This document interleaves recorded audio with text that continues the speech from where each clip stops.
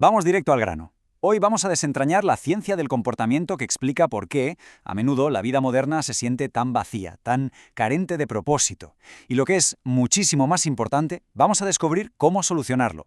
Nos apoyaremos en las increíbles perspectivas de Arthur Brooks, un investigador de Harvard que ha logrado algo verdaderamente fascinante: pasar de ser músico clásico a académico, logrando decodificar por el camino las claves de la felicidad y la conexión humana. ¿Cuál es el sentido de la vida? Menuda pregunta, ¿verdad? Pues resulta que la incapacidad para articular una respuesta es, hoy por hoy, el predictor número uno de ansiedad y depresión. Hace algunas décadas nuestros abuelos no habrían utilizado grandes palabras filosóficas para responderla, pero sin duda vivían de una manera profundamente significativa. Hoy, sin embargo, esta falta de sentido se ha convertido en una emergencia de salud pública de primer nivel.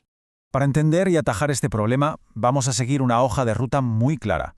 Pasaremos por la crisis de sentido, veremos cómo navegar las transiciones de la vida, descubriremos los 6 pilares del sentido, abordaremos la inmensa complejidad del amor y, finalmente, las reglas fundamentales para la conexión humana. Punto número 1. La crisis de sentido. Empecemos por la dura realidad. Nuestra sociedad se enfrenta a una crisis monumental que afecta de un modo brutal a los adultos más jóvenes. Existe una sensación constante de estar atrapados en una especie de matriz digital, donde el trabajo, los logros e incluso las amistades parecen más una simulación que la vida real. Y aquí está exactamente el meollo del problema. La cultura moderna de la hiperproductividad y la tecnología empuja a nuestro cerebro casi de forma exclusiva hacia el hemisferio izquierdo, el encargado del qué y el cómo. Es fantástico para tareas complicadas o para interactuar con la tecnología, pero al mismo tiempo dejamos literalmente morir de hambre al hemisferio derecho, que es precisamente donde residen el porqué, los misterios, el amor y la auténtica felicidad.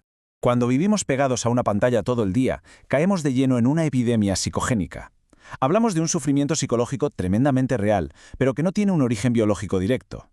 Hay que pensar que el cerebro humano evolucionó durante cientos de miles de años para vivir en pequeñas tribus, compartiendo comida y manteniendo un contacto visual constante. Aislarse por completo y pedir comida por el móvil choca de frente con nuestra biología. Pasemos a la sección 2, navegando las transiciones de la vida. Escapar de esta crisis empieza por entender algo fundamental. Nuestra inteligencia y nuestras necesidades cambian radicalmente a medida que envejecemos, y resistirnos a ese cambio natural solo nos va a generar más y más sufrimiento. Al llegar a la barrera de los 40 o 50 años, el cerebro da un giro neurológico. Aferrarse a esa mentalidad de llanero solitario para resolver problemas con la inteligencia fluida típica de la juventud acaba causando una gran frustración. En cambio, si nos apoyamos en la inteligencia cristalizada, es decir, actuar como un maestro empático capaz de reconocer patrones vitales, se nos abren vías completamente nuevas para la realización personal. Es precisamente en estos periodos de cambio donde aparece la liminalidad. Es ese espacio intermedio, súper incómodo, donde ya no somos lo que éramos, pero tampoco hemos llegado a la nueva etapa. Pensemos en una langosta que pierde su caparazón protector para poder crecer. Nos sentimos totalmente vulnerables, sí, pero es justo ahí donde ocurre el crecimiento personal más profundo.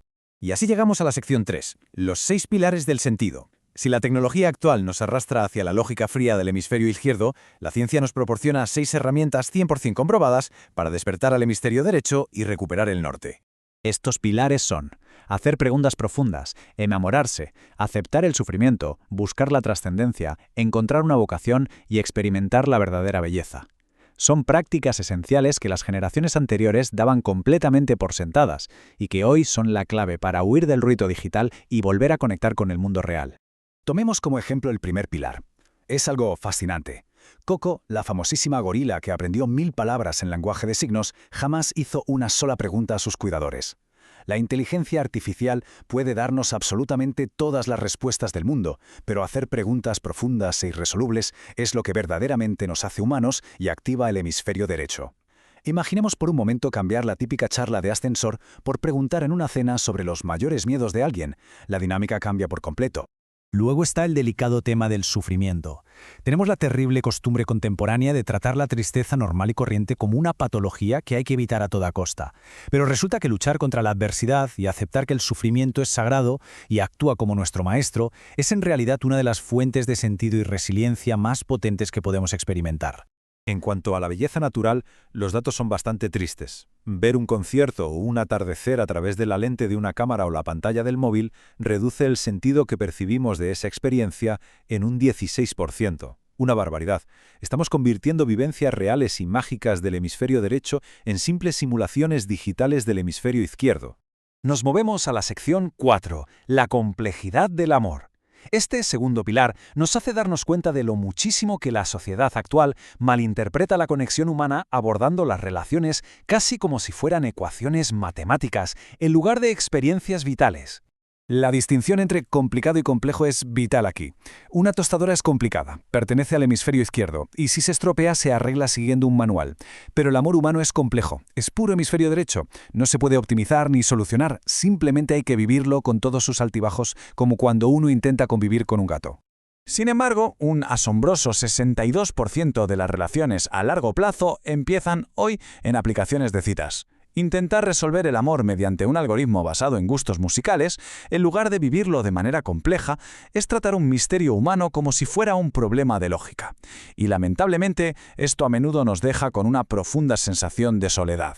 Además, al relacionarnos mediante pantallas perdemos un filtro social fundamental. Aproximadamente el 7% de la población tiene rasgos de la llamada tríada oscura: narcisismo, maquiavelismo y psicopatía. Es infinitamente más sabio buscar parejas a través de amigos o familiares que puedan evaluar el buen carácter de alguien, en lugar de jugársela a ciegas con la compatibilidad de una aplicación.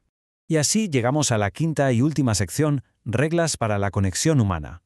Vamos a ver exactamente cómo mantener viva esa complejidad del amor a largo plazo, utilizando para ello biología y psicología. La neurobiología juega aquí un papel enorme. En términos generales, para liberar oxitocina, la famosa molécula del amor, el contacto visual directo es absolutamente vital, especialmente para las mujeres. Por otro lado, la liberación de vasopresina, muy asociada con la lealtad y la protección, responde enormemente al contacto físico. Ambos elementos tienen que estar súper presentes en nuestras interacciones para que el distanciamiento no se filtre en la relación. Si aplicamos estas 3 reglas fundamentales, descartar cualquier otra alternativa, no abrumarnos constantemente con pura negatividad y buscar el crecimiento espiritual mutuo, un matrimonio funciona como una startup segura y próspera, en lugar de una absorción corporativa hostil. Es la forma de prosperar, incluso durante las transiciones más difíciles de la vida. Incorporar hábitos profundamente íntimos como leer poesía clásica antes de dormir o meditar juntos en silencio produce verdadera magia. Esa acción fusiona literalmente los hemisferios derechos de ambos cerebros de forma simultánea. Es el antídoto definitivo contra la soledad moderna. Y ante los problemas del día a día, adoptar siempre la mentalidad de el equipo de los padres contra los desafíos hace que esa alianza sea indestructible. Al final de todo, después de décadas y décadas de investigación, la conclusión central es maravillosamente simple. Desear sinceramente el bien para otra persona es la cima de la existencia humana. Priorizar el amor es la única respuesta definitiva a la crisis de sentido que vivimos. Terminamos este análisis con una buena provocación. La teoría está sobre la mesa, pero la práctica requiere coraje. ¿Seremos capaces de dejar el móvil hoy mismo para buscar una conexión humana profunda y real? El desafío está claro: salir de la cómoda simulación digital, abrazar la maravillosa complejidad de las relaciones cara a cara y atrevernos a experimentar la vida en toda su desordenada, dolorosa y hermosa realidad. Esperamos sinceramente que esta explicación haya arrojado mucha luz sobre un tema tan vital. Hasta el próximo análisis.